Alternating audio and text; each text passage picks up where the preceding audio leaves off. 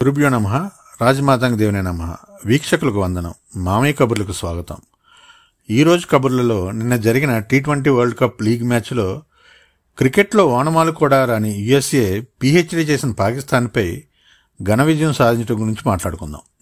ముందుగా USA toss గెలిచి bowling ఎంచుకుంది. యుఎస్ఏ తన రెండో ఓవర్లోనే సౌరభ్ నేత్రవాల్కర్ వేసిన మొదటి ఓవర్లో స్లిప్స్లో స్టీఫెన్ టేలర్ పట్టిన కళ్ళు చెదిరే క్యాచ్తో మహమ్మద్ రిజ్వాన్ పెవిలియన్కి పంపి పాకిస్తాన్ కోలుకోలేని దెబ్బతీసింది.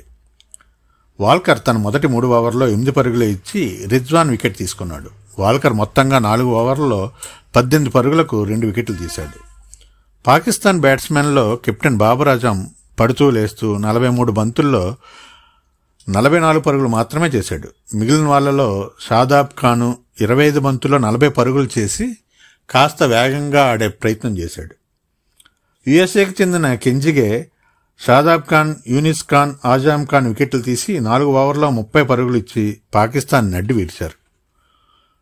చివర్లో షాహీన్ ఆఫ్రిది 2 సిక్సులు బాదడంతో పాకిస్తాన్ 20 ఓవర్లో 7 వికెట్ల నష్టానికి 159 పరుగులు చేయగలిగింది.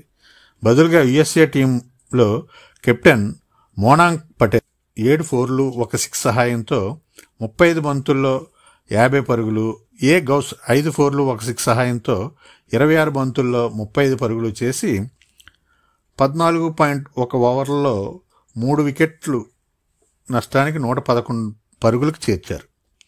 చివరిలో ఆరోన్ జోన్స్, ఎన్ కుమార్ కలిసి యుఎస్ఏని విజయబాటలో నడిపారు.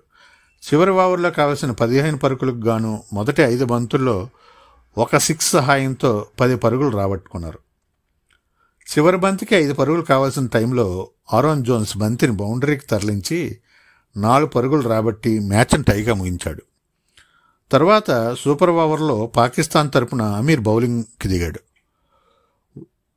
ఆ ఓవర్లో యుఎస్ఏ బ్యాట్స్మెన్ మొదటి బంతికే 4 కొట్టినా ఓవర్ మొత్తానికి కలిపి 11 పరుగులు మాత్రమే చేయగలిగింది. కానీ పాకిస్తాన్ ఒక 3 వైడ్లతో పాటు మొత్తంగా 6 ఎక్స్ట్రాల రూపంలో ఇచ్చి తన టార్గెట్ని తానే 18కి పెంచుకుంది.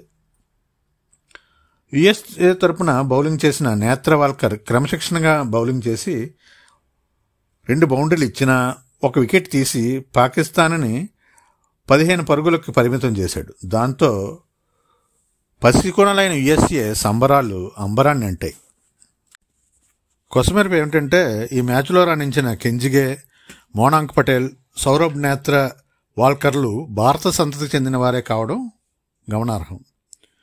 Man of the match Monank పటేల్కి ఇచ్చారు. కానీ ఈ మ్యాచ్లోనూ సూపర్ ఓవర్లోనూ అద్భుతంగా బౌలింగ్ చేసిన సౌరభ్ నేత్ర వాల్కర్కి ఇచ్చుంటే బాగుండేదని మామయ్య అభిప్రాయం.